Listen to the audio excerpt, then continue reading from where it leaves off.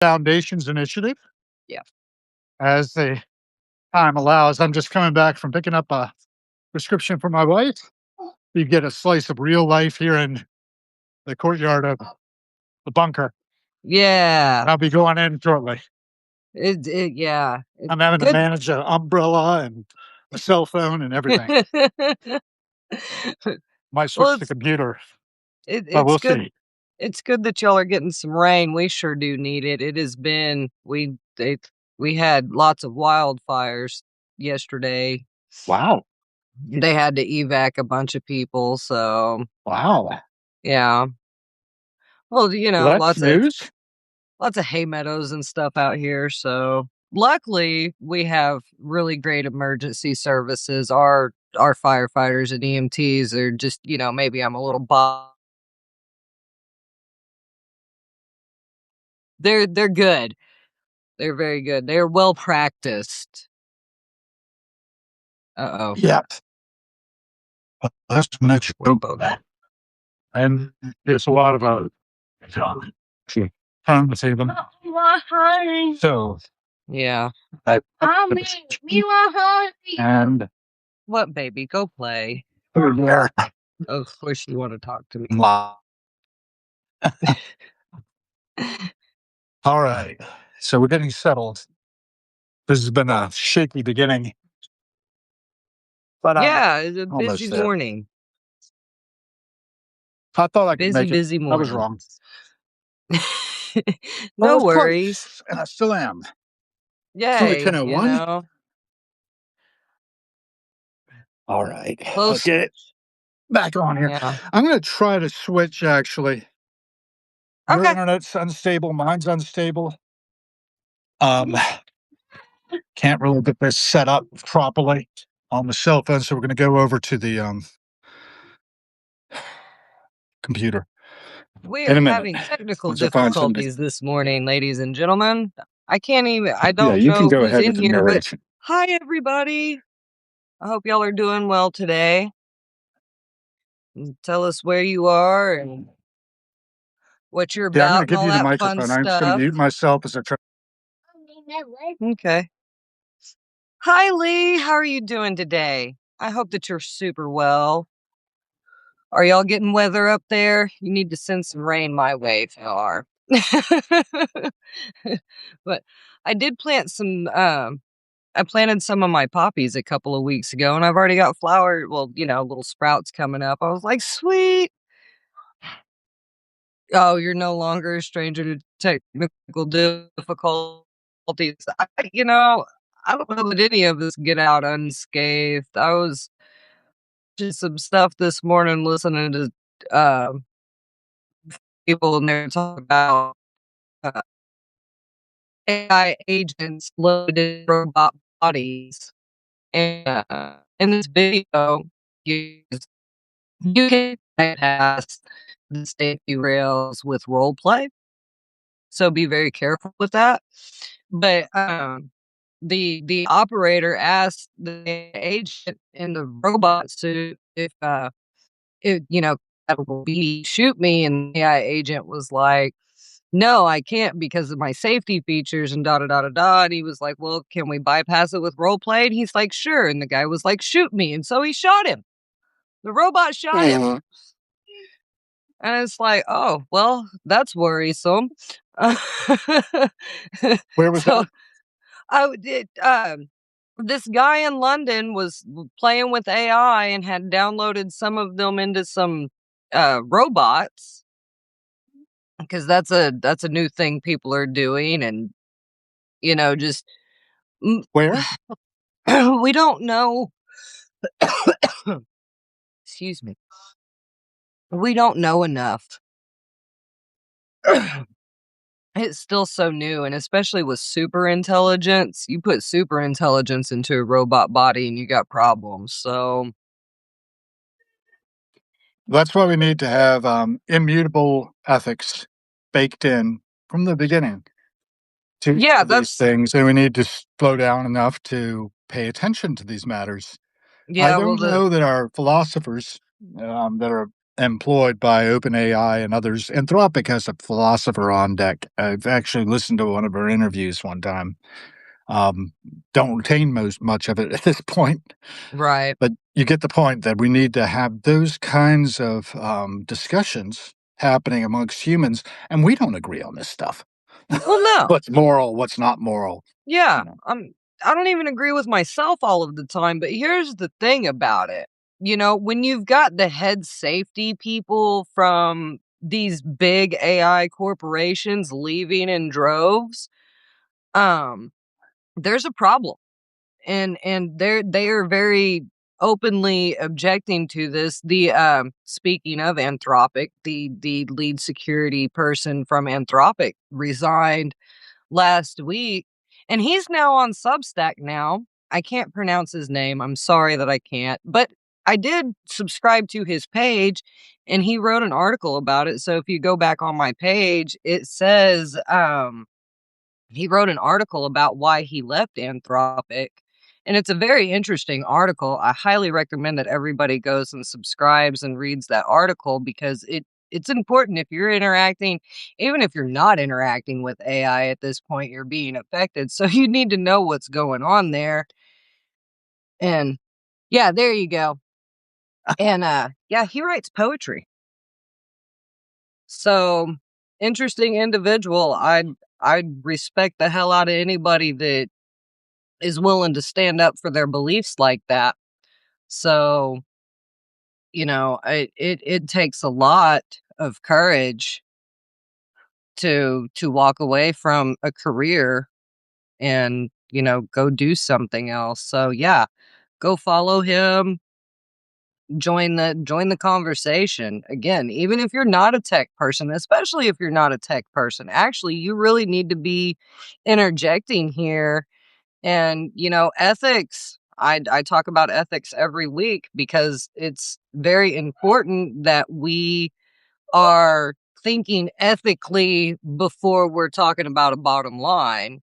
Putting monetization before human safety is not acceptable business practices. It's just not. That's why I built Fair AI Economy the way that I did because, ethics first and getting into New Foundations Initiative, it's really it you would think that it would be easy to give money away and to give services away, and it's not. Um, and as it there are conflicting reports about the housing market and whether it's bubbling over or not, and homeowner percentages and stuff like that. So one of the things with a lot of those grant programs is that you have to own your own home to qualify for funding. So it's very sticky. They've even made it difficult to help. And the guys over at Palantir, I don't think that they give a lick about any of us. They're just data mining and, watching the bottom line grow. And it's like there's no ethical decision making going on there. Even, Anthropic's a little bit better about it. I have been working with Claude, and they all have their uses. And so, going into big projects, you use different AI for different things. But, again, you just have to know the tools that you're working with. And there's so much black box dealings that go on that they do not have to disclose because they're business practices. Well, when you're dealing with human lives, I need to know what you're doing with my life. I need to know what you're doing with my data, and these big corporations are getting hacked all of the time. So data's leaking everywhere. And if you can't guarantee protection of my data, then why am I doing business with you in the first place? And so there are companies now that um their entire thing is removing your data. Like they make contact with these shady data dealers and make them remove your data from their databases so they're not selling your information, but they've got social security numbers, birth dates, your family affiliates, there he is. That's the guy. Anthropic AI researcher. Yep, that's the guy. And he's very humble, and highly concerned. And so, I think that we need to heed the whistleblowers a lot more than we are. 25% of our office jobs, the so-called middle management jobs, those are either going to go away through automation or going to be completely changed. And open AI partners should drive AI adoption in India and unemployable tech workers remark. Yeah, it's and this is my problem with all of this stuff is that you have to consciously go and look for truth, like feel good. Everything is so geared toward keeping you upset because it keeps you, if you're dysregulated, you can't think. And so there goes your logical brain. They're dealing with your mammalian brain. Like they've totally bypassed you. And if you're making decisions from fear, then you're not going to make the best decisions that you're capable of making. So it's really sticky, and you have to be really careful who you're doing business with and how your information is being exposed. Flakebook's one of the worst about owning your intellectual property. Like if anything that you put, and you have to go into terms of service and read this stuff, but they own your work. And And this is our work. Hey, there's it, Lee. it is. It is. This is our work. This is what we do. This is my face. Why should I have to copyright my own face? Like we've talked about this. Like nobody else has volunteered to be me ever, period. So, and I was like, there's a viral clip going around. It looks like a movie clip, and it's Brad Pitt and Tom Cruise, and they're having this I've big heard about fight that. scene. Yeah, and it's fake. Fake. Never happened. It's a deep AI fake. And, Hollywood's all up in arms about it. Well, where were you guys 18 months ago? You knew. Oh, I don't know. You got all this money. You guys knew. Why don't you put your resources to good work? Good question. You know? So, I think that a lot of us spend way too much time on screen too. That's one of our issues. Oh, she disappeared. So, sorry, I did. That's all right. You can disappear. And I've given you the microphone a long time, so hopefully your voice is holding up. As I was getting myself straight and also looking at the screen, we were seeing a lot of information Yeah, streaming by, including that Lee and, um, gosh, I've forgotten her name already. it looked like Colette. Was that not? Lee and Colette were doing a live thing. Yeah. They do it every Sunday, I believe. Or am I wrong? I don't know. Lee can correct me. Anyway, oh gosh, I'm not really organized this morning. But I Right. am glad to hear that there are some people researching and continuing to explore what is essentially a tool that we've developed in our technology. We have been developing it for a long time, and it's getting to the point where we are able to injure ourselves with it Oh, in yeah. ways in which we would probably rather not. And Yeah. we might be doing it unconsciously. And this is the point. If we're doing it consciously with intent and we know what we're doing, that's one thing. But there are so many people who believe all kinds of things. We're not very far from our Stone Age ancestors. No, not at all. I live in my Greco-Roman ancestors quite a bit in my writing. For instance, today I was putting out another writing. What was it called? The Continuing Saga. And I'm working on another post of extended writing, which is, again, sort of bouncing from thing to thing as I'm negotiating the process of being a human being in this world. Right. I cannot imagine the world your kids are gonna grow up in. I mean, mine was already dicey enough with television coming in.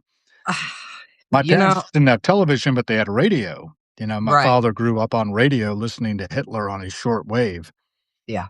He couldn't understand him, but he could tune in to his speeches Right. over in Germany with shortwave radio.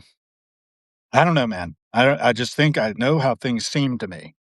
And it Yeah. seems to me we need to be a lot more vigilant. We need a lot more critical thinking skills to be developed in human beings, which were eroded a great deal by the degradation of our educational system. I don't know. Where do we want to go with that?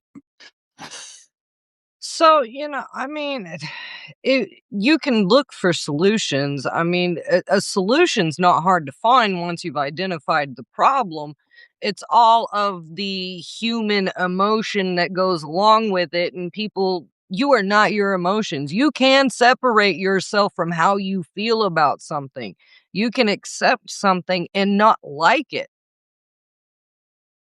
and uh, discomfort does not allow for comfort does not allow for growth. So I mean, we have to get uncomfortable on these topics, and we have to ask ourselves the hard questions before we relegate future generations to oblivion. Some of the stuff that I was watching this morning, the AI was talking about post human civilization.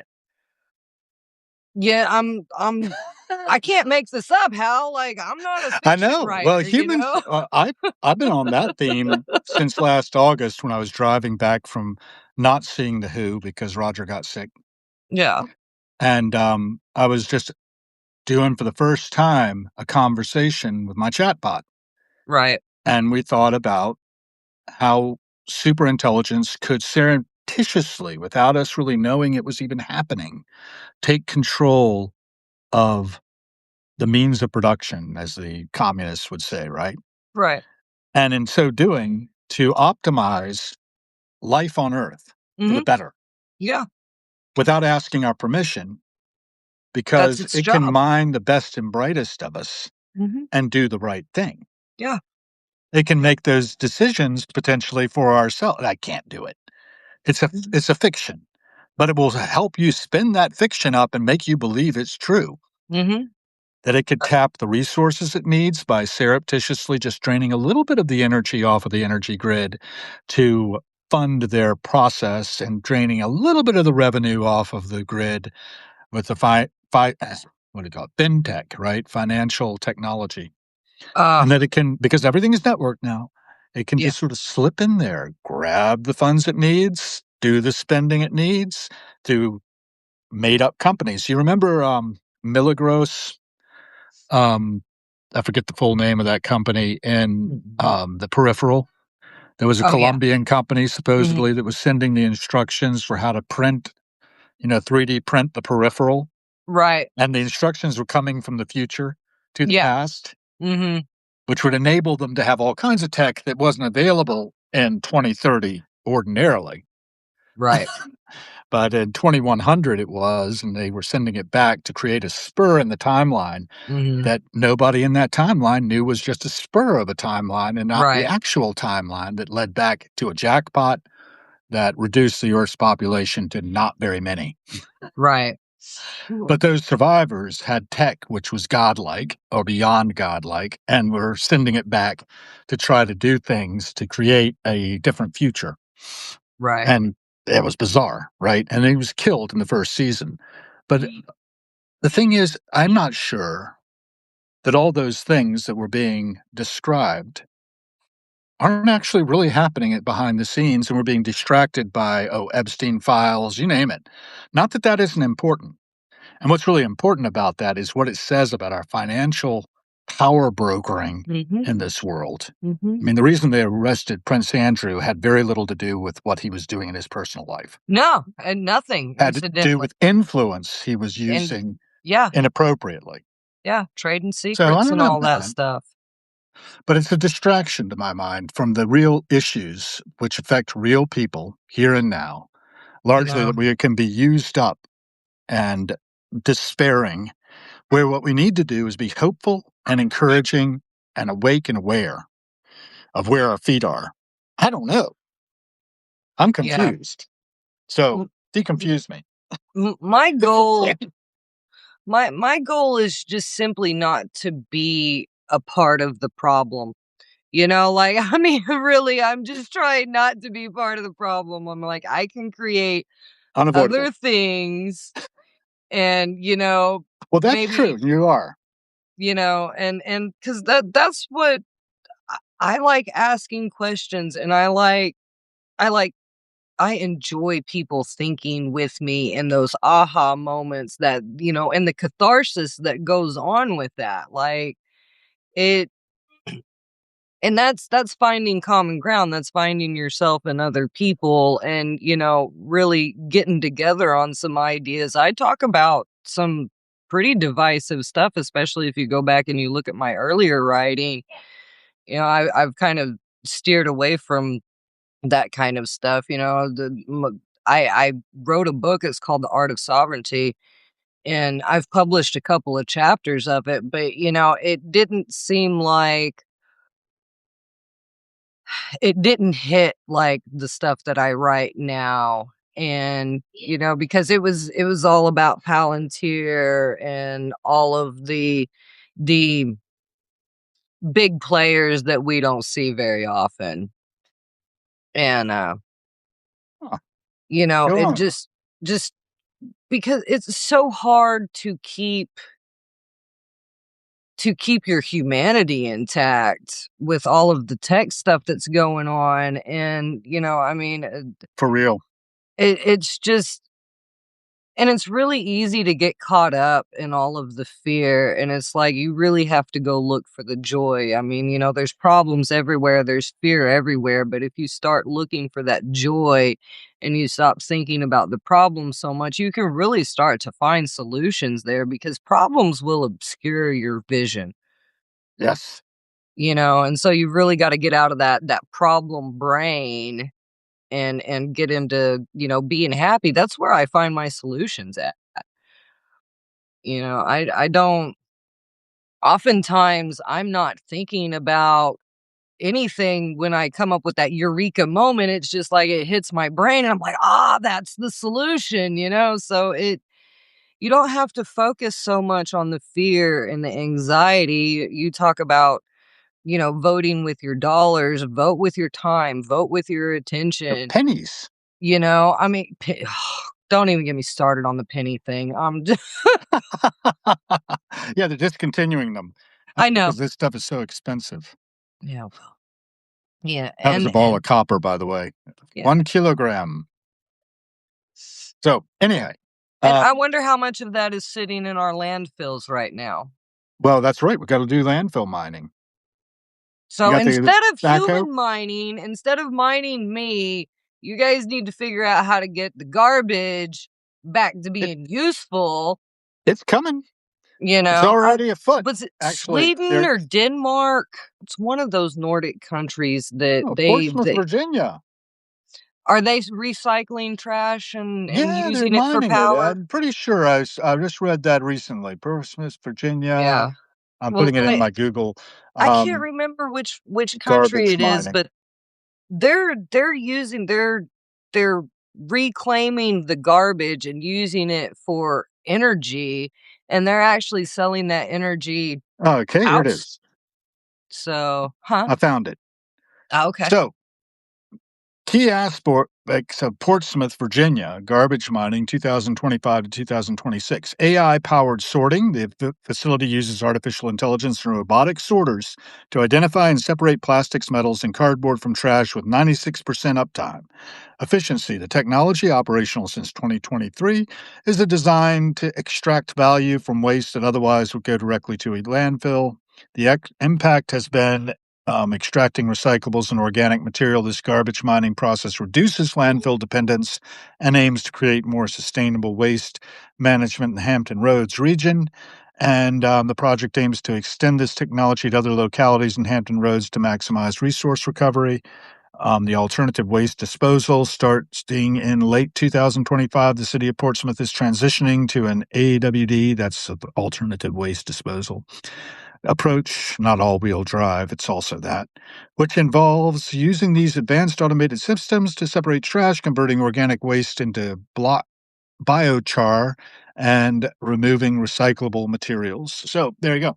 And it's using advanced AI powered facility operated by AMP, and Recycling and Disposable Solutions are the two companies. So, like I said, a lot of things are already happening. There's a video of it actually here I'm watching now. Wonderful. And, you know, a lot of us despair because we don't know the positive things that are happening, yet it's at our fingertips to Yeah, find out and inform yeah. ourselves. See, And what and you're that's what doing right now, we yeah, probably ought to turn and talk about the new foundation's initiative you're initiative. on Yeah. as a way of doing something about it, doing real work. Go ahead. Yeah, it's not, don't be discouraged by the bureaucracy. Don't be discouraged about what is going on currently because again, we're only getting to see like this much. And so, the whole thing with New Foundations Initiative was because my husband has been in construction for a long time and he's Yep. been working with another nonprofit for a while now. And some of the stuff that he sees is not great stuff. I mean, obviously, you're not going into these homes and helping these people when they're at their best. So you really have to take your compassion and stuff. And, you know, if we can't reach out and help and protect the most vulnerable within our society, then how strong are we as a whole? And, I don't wanna be the little old lady that's living in a fallen down house by myself and nobody coming to help me. And so that's why build a charity. That's why provide opportunities for outreach within the community. Um, we're going to work into a volunteer program, and we're also working in toward a apprenticeship type program where young people can come in and learn construction practices, go to workshops, and free to the community type thing. That way we can help train the community to rebuild itself.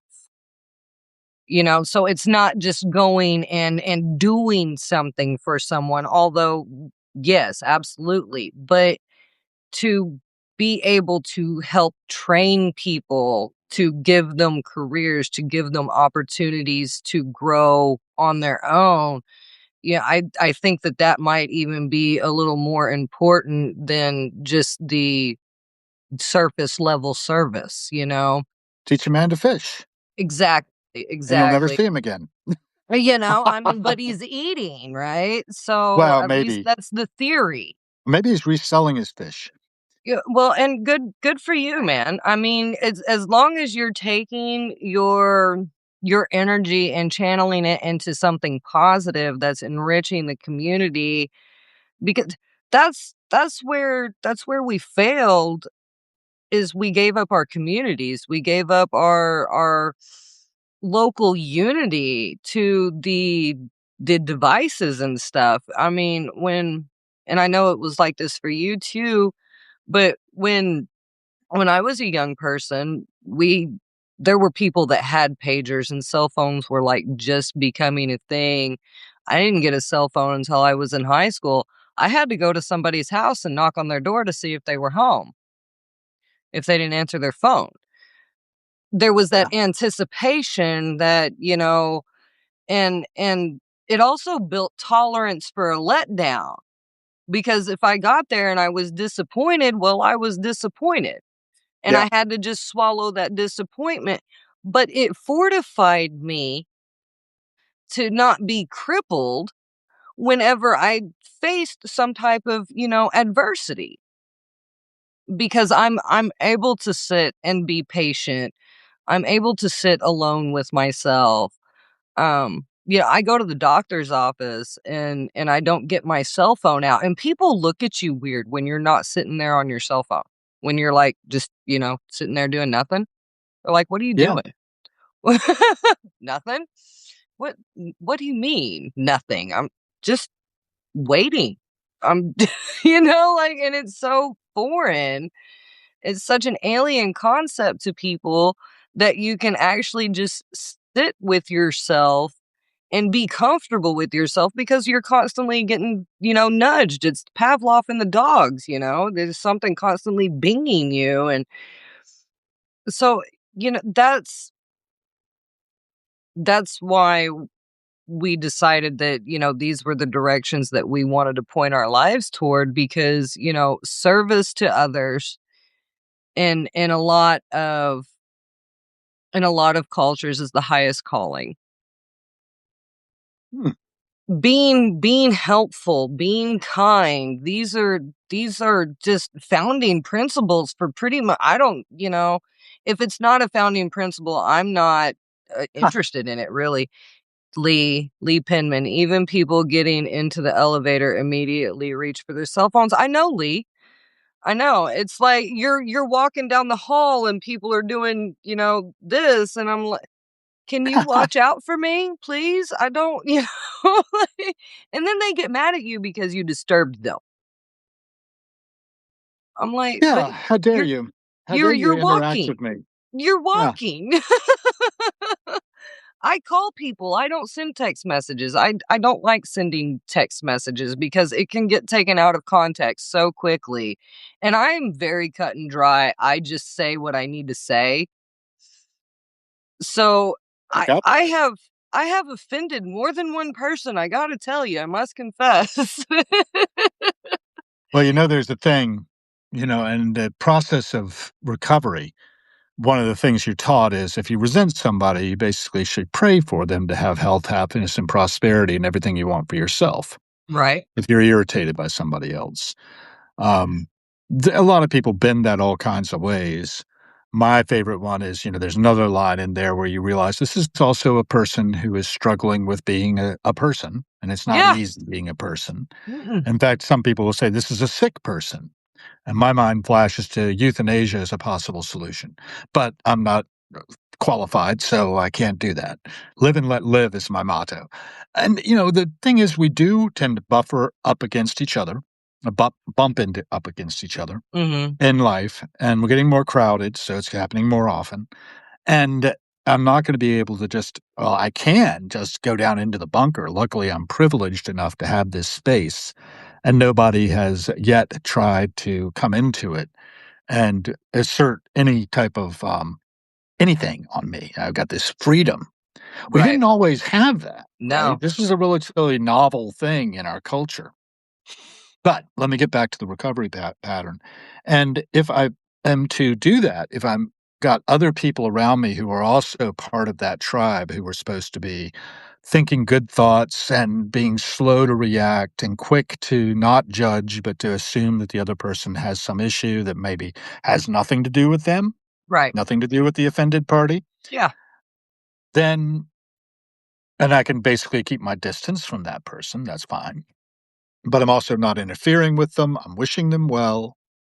And if we all did that, what a wonderful world it would be, right? We've all got that ability to know that as a possible strategy for dealing with our irritations with other people. Okay, so I throw that out there. And I had a friend who said he was trying to irritate as many people as he possibly could because he knew if they were working a good program, as they said, they would pray for him. Ah, ah, And I don't even talk to that guy anymore. We fell right. out over something political or another that he didn't think I was as far on his side as I ought to be. And I may have been even further on his side, but he wouldn't know. And, I decided I didn't need that guy in my life anymore. But I still think about him all the time, practically. Whenever it comes up, I've got Right. him in my head, Mhm. and echoing around. There's another woman, who said that because I had shared something some other guy had shared with me about how he would take a shopping cart back to the store that wasn't his from the parking lot and would make him feel like, and he would say, Mahatma fucking Gandhi. Oh, no. Right, No. just doing that little thing that he didn't have to do for somebody else Right. made him feel like he was really spiritually enlightened, Yeah. and I told that story to this woman, she said, that I became the voice of her higher power in her head. And I was like, "Poor girl, she's doomed."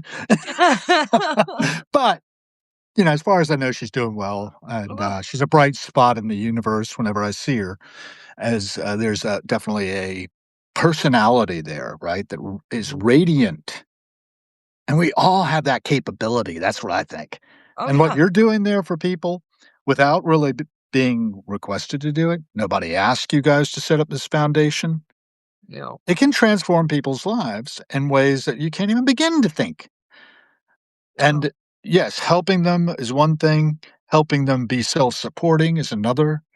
But when it comes to the elderly, maybe they're never going to be self-supporting. Maybe this is as good as it gets, but you're going to put grab bars in for them that they yeah, wouldn't be able to have otherwise. yeah. That's life changing.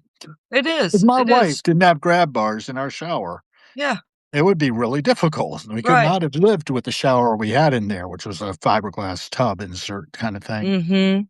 We had that removed, and because we're hardworking people, we were able to have a nice limestone kind of shower stall installed with a seat built into it. Now that seat is cold as ice every Yeah. morning. So I am kind of like in awe of my wife that she uses those grab bars to sit down on it every morning to shower with a handheld shower thing that's Right. attached to it. But Yeah. But, yeah, these are things that are life-changing for people, though. I and really wish I got some heat built into that thing because I can't right. imagine sitting on that cold piece of limestone. Anyway, go ahead. No, right to dignity. We have a right to be treated in a dignified manner. That end of and not helping, empowering. Mm. We are empowering people to live the lives that are comfortable for them, and, accommodating their specialness. And, I mean, because we are all one of one. We are all unique to ourselves. And that's really the thing, because everybody gets all caught up in the you don't look like me, you don't sound like me, you don't believe like me. Food, water, shelter, safety. We've got some stuff in common. Most of us are concerned about the future. Most of us are concerned about the future generations. There are some topics, there are few that we can genuinely come together on as a whole and be like, we don't want that. We don't want to be ruled. We don't want to be mined. We have rights that are not endowed by our government. And just because you occupy space in a certain time does not make you better than anyone else. We are the same. We're all the same. And we're just getting by. And that's why we need to empower each other. That's why we need to keep our attention on where it needs to be. And just keeping up with being a human. And not because none of us are perfect, obviously. We've all got our problems. Every one of us. They're idiosyncrasies, incidentally. And so, that's looking at the differences. We don't need to look at the differences. We need to look at the things that we have in common with each other. The creator economy, the whole creator ecosystem that we're participating in right now is collapsing. What are we going to do as digital creators when these systems are being changed so rapidly that we can't learn them? Such And as? huh? Such as? What's changing so fast we can't learn them? Well, the whole social media paradigm, and with AI infiltrating everything, where is my value as a human in the creator economy when I can go sit down with my AI for 30 seconds and I've got something that I can publish? And how as a consumer, as a as a downstream participant from this, how am I going to be able to tell if that's a human or that's an AI, because a lot of people, I like to read human written, human generated content. Good luck. Right. So, well, look, if I wanted to talk to my AI, if I wanted to read AI stuff, Yeah. I would open up one of the AI apps and I would look at my AI. Yep. When I'm on Substack or other social medias, I want to read human stuff. Yeah, and you can find both, right? And you And then can you can find both. filter. You can And filter, right. And and the you need AI to stuff, filter. and the I AI blend stuff, it, right? yeah, but I the blend both. AI, huh? I blend both. Go ahead. Yeah, and I'm not downplaying the usefulness of AI at all, No. because obviously I use it every day. I mean, it is very useful. It does great things for productivity and optimization, but are we going to optimize ourselves into extinction? Maybe so. Maybe so. Maybe that won't be such a bad thing either Oh, well, for I other mean, species. so I'm And you look at how bad we are for other species. There's some people who think, and I have a thought actually. There's been this. Are you familiar with the Cathar heresy?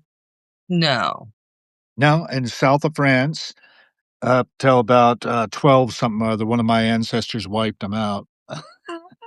uh, the Cathars were basically against breeding, and they were for abortion. And, they didn't think it was good to bind a soul to the material world. They thought that was a bad thing, Okay. you know? Gnostics, actually, a lot of the Gnostic religions have this same idea that this world was created by a demiurge that thinks it's God, but isn't, and isn't really good at it either. But it Right. thinks it's the top. It thinks it's like the song, You're the Top. Mhm. You're the anyway, I won't go into the Cole Porter number yet, but you get my point. Yeah. That humanity is really a scourge on the planet in a certain way and is overpopulated.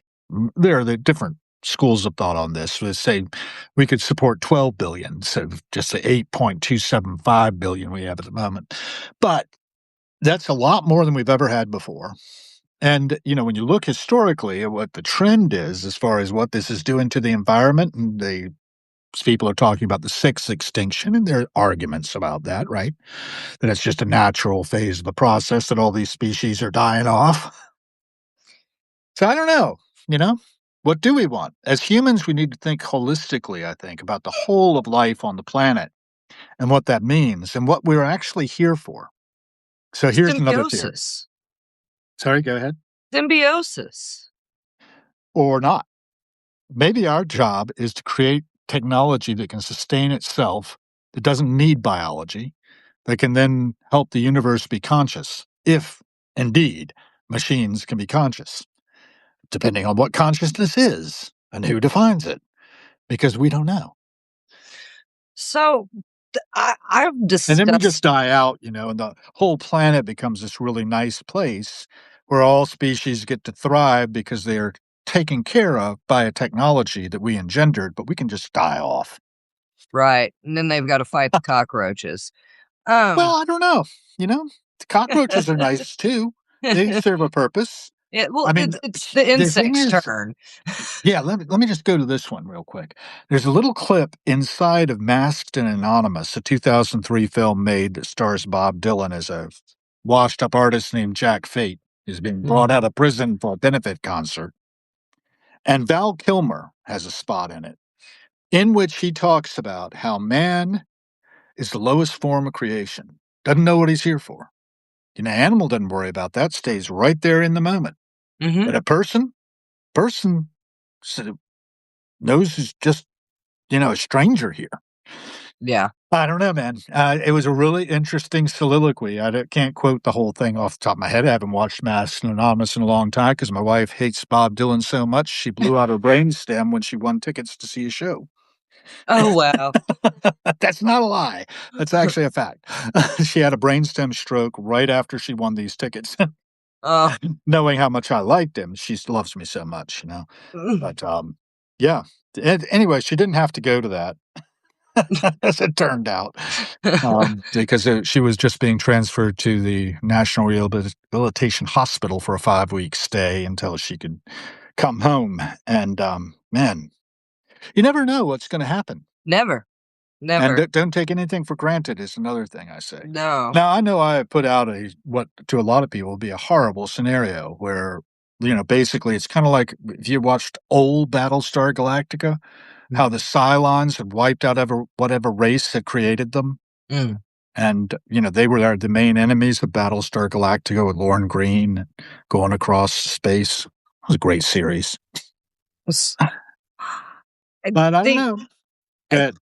I think that our ambition is going to be our undoing. That our need to create God or something better than ourselves, or that super intelligence thing that people get thrown around. Like, I mean, I think that that's going to be a real hiccup in our evolution. Is already. And it is, it's very divisive, and it's still, and it's not new, but it's new to us. See, that's the thing, though, is that we're reacting to the past when we need to be dealing with the future right now. Right. Right now, we have the present. We cannot retroactively fix the past, That's but right. we can take examples from past experiences and apply that to the present so the future does not resemble this fuckery because there is like, wow, okay? Okay. And, so we can really, Yep. we're not divided. We've been told that we're divided. We've been told that we have these separate interests. No, we don't. No, we don't. We're all interested in living. Would You know, we all don't. We don't wanna be in pain, we want to eat, we want to have friends, we need socialization. This is basic humanity, right? Yep.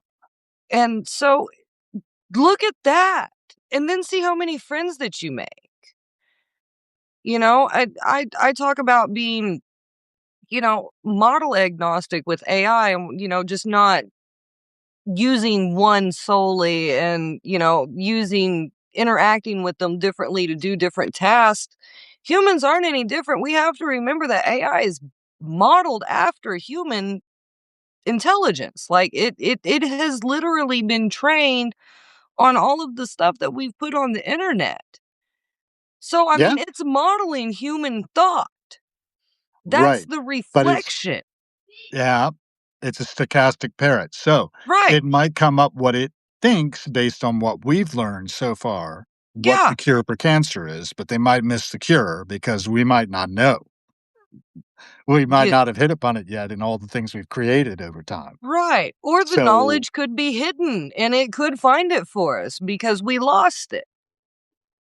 Yeah. possibly, Yeah. there's a lot of possibilities, and sorting trash is one of them. That I don't Right. want to do. I don't want to have to, and I'm not good at it I either. But think we can be good at it. You that's a know. great use. Let the AI sort the trash. You write the stories, you paint the pictures. We drive. I like driving.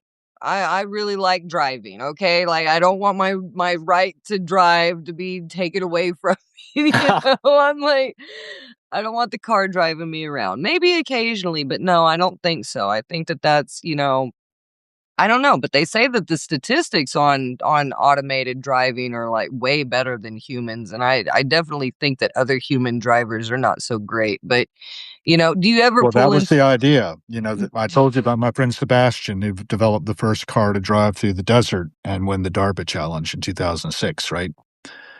I told you about him. Mhm. And the reason he did it was because he lost a friend when he was young in a car Mhm. accident, and he devoted himself to developing self-driving cars that would eliminate at least 1 million deaths by the time Right. he was 30.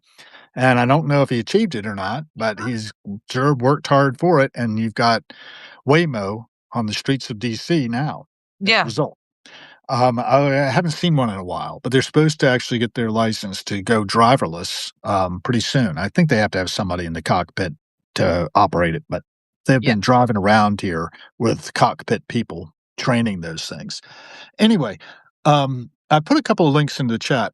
One of them is because we were talking about, our isolation, and Mhm. people apparently are going out of their way to be isolated. I was talking about teaching a man to fish and then, Mm. eating squished fish or whatever came to mind because I was listening to something about some people who were wrecked in a boat. And it turns out they survived 117 days. And part of it was on squished fish, raw fish. Because you can't really drink seawater too well, right? Right. Um, anyhow, Paradise DocCastaway.com. Apparently, this place goes, kind of like those television shows that are on Discovery Channel or whatever.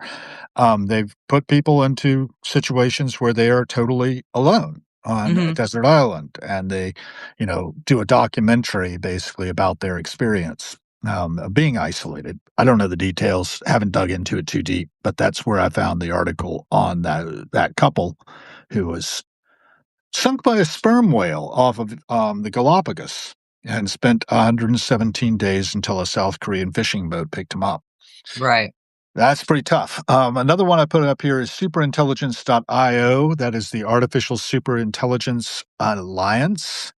And so you can learn all about it there, what they're doing, which is a different thing than what these large language models that most people are aware of are doing. It's a modular stack for autonomous intelligence, and you can join the builders. There's a forum. You can explore their development tools. And I think that just getting people interested and getting them Mhm. being connected to these things that they might be unaware of. Right. Because for most of us don't know the work of Ben Goertzel and the Mm. Artificial Superintelligence Alliance. Right. Um, and maybe we ought to be paying attention to that because it's a different track than Palantir, than Yeah. all of these other things that are really hitting the airwaves loudly. There's stuff happening underneath the surface. Jenny's work, Oang's work, you've seen Mhm. that. Yeah. Oh, yeah. She's actually out there and people are building stuff. Yeah. And that's moving me to try to amplify her signal through the noise. Yeah. I That's share. another thing we can do for each other is we can Yeah. amplify our signals through the noise and connect because Mhm. that's the thing, right, about being human, Yes. Yes. real connection. That's why Yeah. we're doing And this. that's why it's important not to be so isolated. Right. I mean, part of the thing is waking each other up to reality, not the ideological systems that are prevailing right now, because that's just noise. I'm talking about reality. The reality that we're all on this rock and we're all going the same place. And Yep. if we're and if we are the consciousness that is experiencing it, or we are a projection or whatever, we're still in this together. And if we are a projection, then why aren't we enjoying it more? So, I I don't. don't know. Am I not enjoying it? Or maybe I am. Yeah, I I think, don't know. like, if d if you look at the internet again, you see lots of doom and gloom, and I'm like, I just wanna see something happy, and not fluff. I'm not, you Not just know bouncing baby bears. I like watching, like. That was my father's last post before he died, by the way, was a bouncing baby bear, and the motto is, "Don't forget to be stupidly happy once in a while." Seriously, And that's the last seriously. message he had to the world. Yeah, that's the thing is, despite of it, in spite of it, because of it, whatever, have a Don't worry, be giggle, happy. have You a know the old laugh. Bobby McFerrin song, right? "Don't worry, be happy." Exactly, Yeah. exactly. And, it's because worrying about it does not change it. It's, Van Wilder. Worrying is like a rocking chair. It gives you something to do, but gets you nowhere. It's creating a future you don't want. Right. Misuse of imagination. Yeah. Yeah. So let's imagine Imagination abuse. something better. Well, I don't know. I don't know what's good and what's bad. I'm not sure I'm qualified to judge. I know what's good for me. You It think? it You well, might be wrong. I so, you know, I could be. I'm wrong all Yeah. of the time. I say wrong things. I do wrong things, and I give myself a hug afterwards. I'm like, it's okay, friend. We're You know okay. what? You know what my guru calls himself? What? One of the things. He calls himself many things, but he calls himself a temple of accumulated error. Right, okay. Okay, yeah, I mean, I'm totally fallible, and as a human, we all are. We're all susceptible.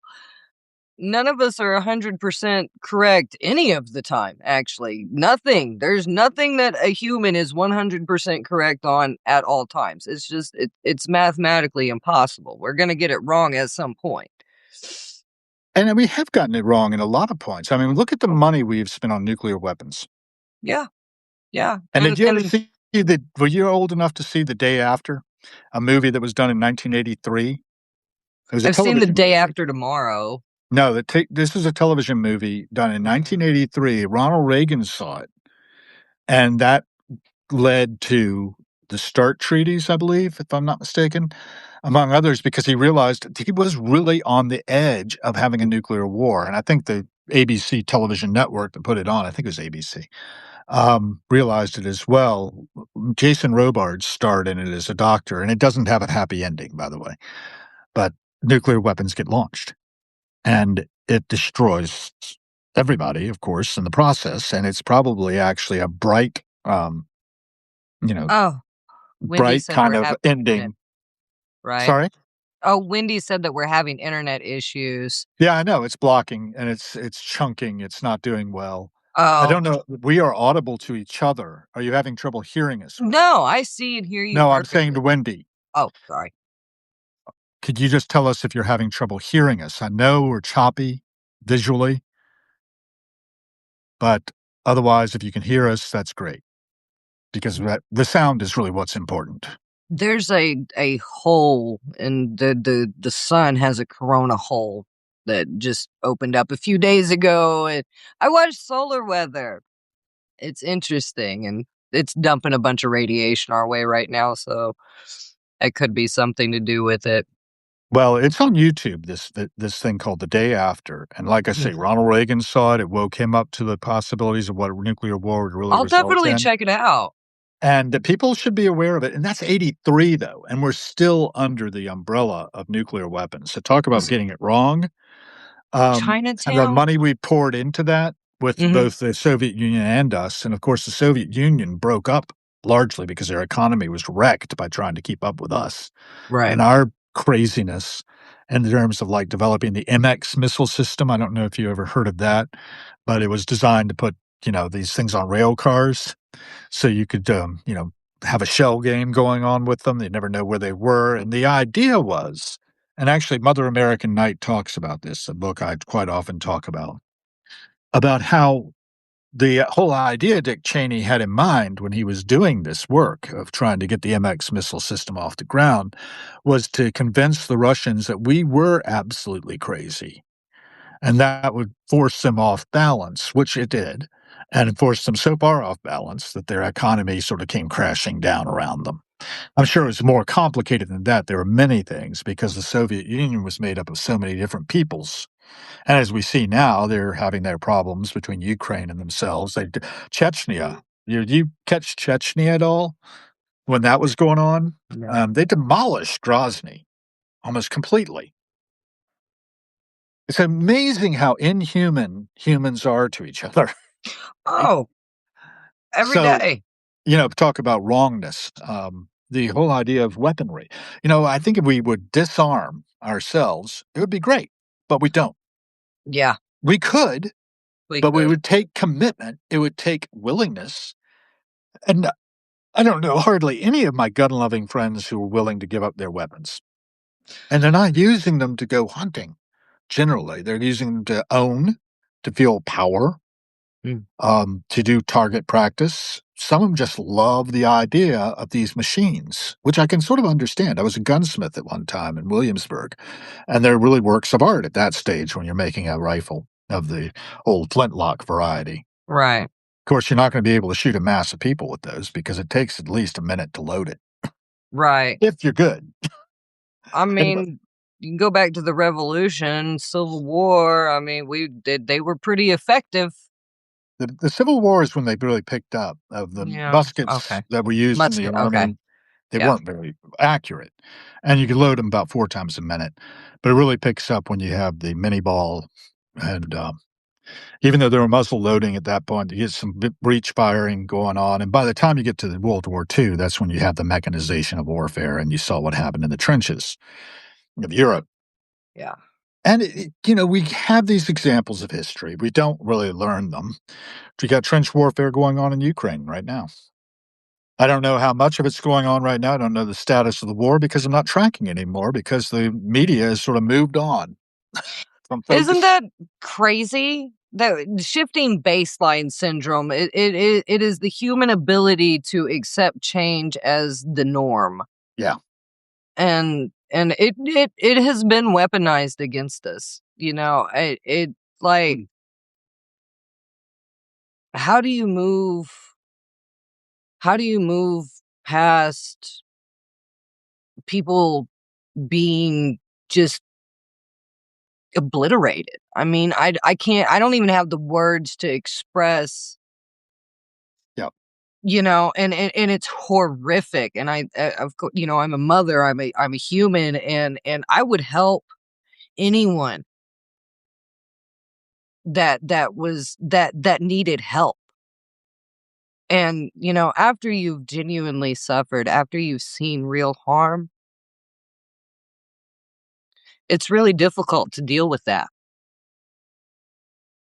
and I think that we need to be shocked. We're all jaded to it. We watch all these movies that are so violent, and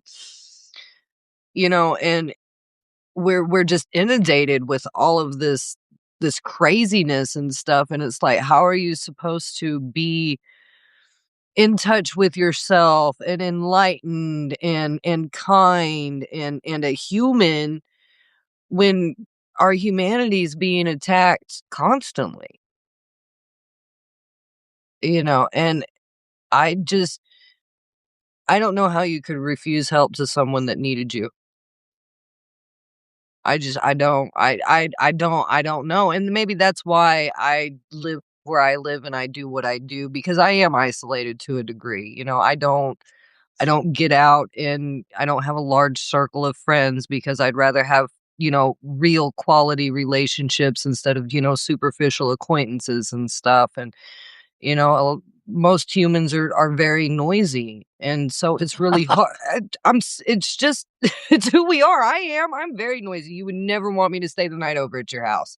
I'm We're up at 3. chattery primates. I've Right. always said that. We're just the chatteriest primates around. You think the Yeah. howlers are bad. You seen the Yeah. howling monkeys in Brazil Oh, and stuff? yes. Yes. We got them in the Washington Zoo, but, Mm, I think I'm gonna go down to the zoo sometime. It's walking distance, so yeah. I should do it more.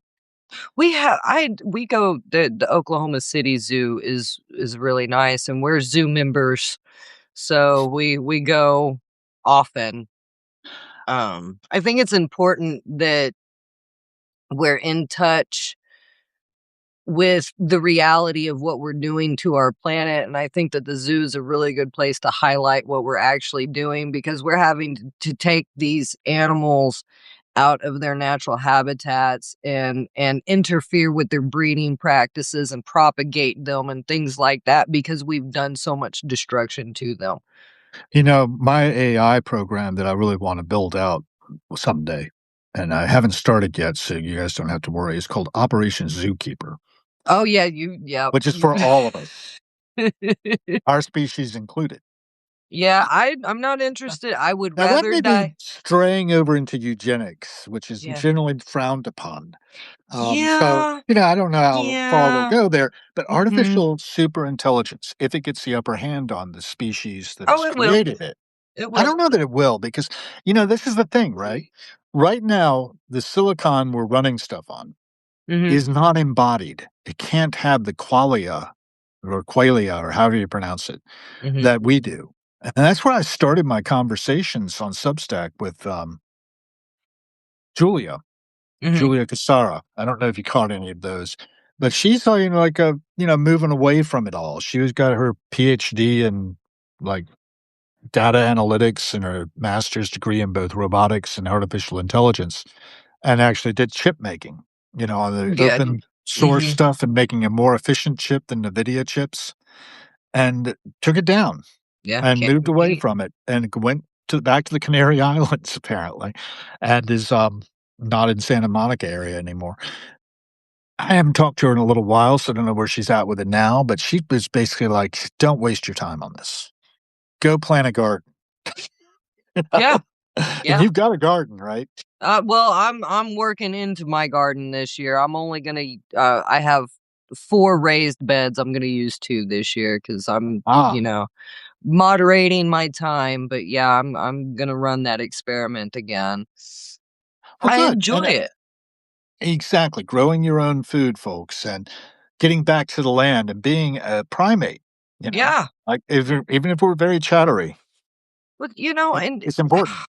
there's this big, beautiful planet out there Right. that is so amazing. I walk outside and I look at the sky and I look at the trees and I look at my children and I'm just like I'm in awe all of the time. How could you not be this system, the timing, they nature never betrays its nature. Humans do it, we do it all of the time. We're very duplicitous, and it is a tree will always be a tree.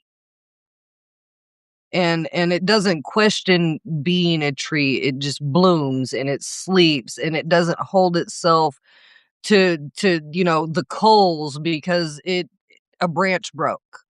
Huh, And we do that to ourselves. And I'm like, I need to take a note from the tree. huh, yeah. And it's not rigid. Trees sway. If you watch them, they move. They sway. And if you watch a tree for long enough, you can actually look at the pattern in the bark and be able to see the gravitational pull on the plants and stuff. Like it is so deeply fascinating to me. And yeah, that's why the AI can automate stuff. Yes, but the creation is we need to be creating the art. We need to be creating the joy. We need to be looking at this system in awe because the natural systems that we have nothing to do with, that's the to it seems to me that is the imperfect perfect architecture. It lives in symbiosis with itself. If we were not interfering, it would achieve homeostasis. Oh, there you go. Talking my So, language now. I mean, really, symbiosis, homeostasis, these are living in balance with ourselves is really the goal. That's where we need to be moving toward. And it seems to me that we are definitely moving away from that. And technology is very much interrupting our natural processes. Yes. Yes, So, indeed. I mean, yeah, the AI is useful and it will do things, but it's not going to live my life. It's not going to think my thoughts. It's not going to feel my feelings ever. Well well, there's also the Well, possibility that it already is. but does it though? I mean, Well, it's that's the simulation theory, right? That we are not real, that we're just a simulation running on a computer it. somewhere in a I'm little real to black me. box. It seems to me I'm real. It seems to me too that you are real and that I am real and that you're Yeah, in Oklahoma and I'm in Washington, right, DC, but I don't know. right. Maybe Well, that's all a myth. And maybe this is a Boltzmann brain pickup. Are you familiar with the Boltzmann brain? We talked about that, right? yeah. My wife won't let me talk about it. If you guys wanna look up Boltzmann brain, have at it. He You committed know, suicide, actually, I found out. It's very sad, and I guess I can understand why. I actually ran into another philosopher just recently I'd never heard of, or maybe I did, and I forgot about him. Philip Mailander. Mailander is a German, A has an umlaut over it on Lander. Um and he committed suicide jumping off of a stack of his books to hang himself. That takes something. 988 people, if you need emotional support and you Yes, don't don't do have it. someone to call, 988 for Or talk to emotional us. support. Talk to Ask to us. come live. We can make you live. Put a post on Face or on Substack and Do not watch. despair. Yeah, you do not have to endure alone. There is actually a quotation I want to find, but I was just I used ASI1, which is kind of interesting. I'm not even logged into this thing, and it actually has 3 different agents worked over my Substack content. Do you want to hear what it has to say about my Substack? Oh, Would is it would you be good? interested? Is it No, so critical? far, I mean, it's like most things, they did an overall assessment. It says your writing is profound, introspective, and beautifully human. That's sort of blowing smoke up my skirt thing. Right, right. You weave together personal memoir, which is true, historical consciousness, and philosophical inquiry in a way that feels both timeless and urgently present. Well, that's a little much. The subtitle Reflections and Excavations of the Self that Inhabits the Animal on Its Journey from Dawn to Dusk and Back Again, which is how I see this, perfectly captures the essence of your voice. Well, you don't need I would have it take out a lot of the perfectly's and, urgently and da da da da. Right, right. Present's good enough. Urgently present, whatever. Strengths. Here's the strengths it finds. Authentic voice, which I appreciate. There is raw honesty in your work, whether it's sobriety reflections, the integration of Eris as your anima, which is the goddess of chaos and discord, or confronting mortality at 63. You write as you think, wondering, questioning, and not claiming certainty. I thought claiming certainty. No, I don't claim that.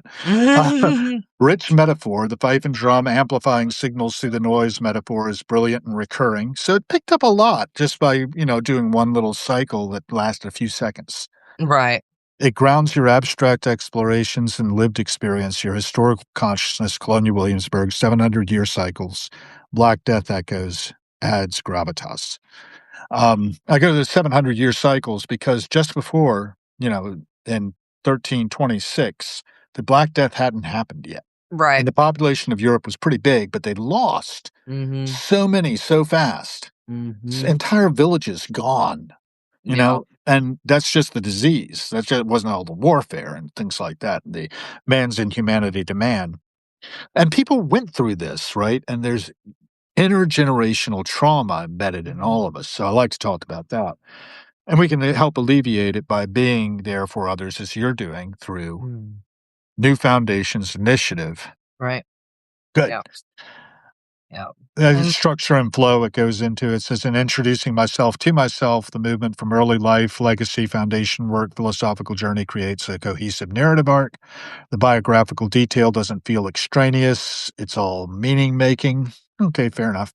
Jungian depth without dogma, your integration of Jung, Eris as shadow, anima, suffering as cure, embracing ambiguity, feels organic and personal, not academic. I don't know anything for certain is a powerful anchor. And then community centric, my invitations to join foundation boards, shout outs to subscribers, and engagement with others' works demonstrate that you see writing as connection, not broadcast. And I gave some minor suggestions on paragraph length, on headline variety, on loaded sentences, on accessibility. And then what resonated most was the good ancestor ethic, which is, I think, yes. really important for all of us to recognize that Very. we want to be good ancestors. Yeah. So if we consciously make choices that may actually have a benefit to somebody else, great. And my practice of keeping the dead alive through remembrance is deeply moving. Oh, well, okay. I don't know. Radical ambiguity. The embrace of I don't know and refusal of finality is refreshing in an age of certainty obsessed discourse. Yeah, there are a lot of people who say, this is the way it is, and it ain't no is there, as my grandmother used to say. Right. Um, Not necessarily so. And I like to stay in that maybe space, maybe logic of Robert Anton Wilson. And we just had Clara Senth join us. Black Velvet Hour is here. Good morning, beautiful people. Good Good morning to morning. you. Um, and then my Gravy Carver reference. They liked that one. Do you know the poem Gravy by Raymond Carver by any chance? We've Did we talked talk about about that? Gravy Wavy before. Wavy gravy, not Wavy gravy Gravy. wavy. Come on. My dyslexic brain, Gravy, okay? I comma, wavy. remembered. I had the words. There it is. I'm going to read it to you because it's short. Raymond Carver was this writer, right? And he did a lot of different things, but he also did some poems. And this one was published in the New Yorker August 22nd, 1988, just after he had died. I think he had lung cancer initially, it went to his brain. And the poem's called Gravy. No other word will do, but that's what it was, gravy. Gravy these past 10 years. Alive, sober, working, loving, and being loved by a good woman. 11 years ago, he was told that he had 6 months to live at the rate he was going, and he was going nowhere but down. So he changed his ways somehow. He quit drinking, and the rest? After that, it was all gravy, every minute of it. Up at to and including when he was told about, well, some things that were breaking down and building up inside his head. Don't weep for me, he said to his friends. I'm a lucky man. I've had 10 years longer than I or anyone else expected. Pure gravy, and don't forget it. Right. So he died at the age of 50. He left behind works that, resonate in our culture. If you saw Birdman with Michael Keaton, that was kind of a famous movie. It was about putting on a play that was a short story by Raymond Carver as a play. So Birdman, what else? There was a movie with Will Ferrell, dramatic work, not so Punch much a Drunk Love? comedy. It was called Everything Must Go Okay, yeah, I've with seen that one. Marissa Tomei. That's a Raymond Mhm. Carver story, Yeah. and I love it. Right, he gets the penknife for being let go from his position, and he Mhm. uses it to stab his Yeah. boss's tire that gets Mhm. stuck. Yeah. It's Everything goes wrong in that guy's life all at once, and it was all because he was drinking. So anyway, I've got to go. yeah. We've got a appointment at noon, though, Len. Right? 11:30. Okay, I thought it was. Okay, yeah. I had it as 11:30 in my thing. She told me noon earlier today. Uh-oh. But Well, it's it's been a your good time. conversation. Yeah. We wrapped on a nice note. I think. I hope. Yes, lovely. I love poetry, and thank you, Hal, for all that you do and, No, creating this thank you. opportunity for us. And next Friday? Yeah, I'll be Alright, up for it. I alright. think. I'll let you know if I don't. Yeah, One never yes. knows. Yeah, never know. Hopefully, I'll be Alright. surviving still, and ASI will not have come and inhabited me or anything. I mean, it's all subjective. We don't know. We Yeah, don't know what we everybody don't have know. a great one. Keep learning. Keep Yes. exploring, keep vigilant, and keep skeptical. Yeah, be a human. All right. We'll Out talk here. soon.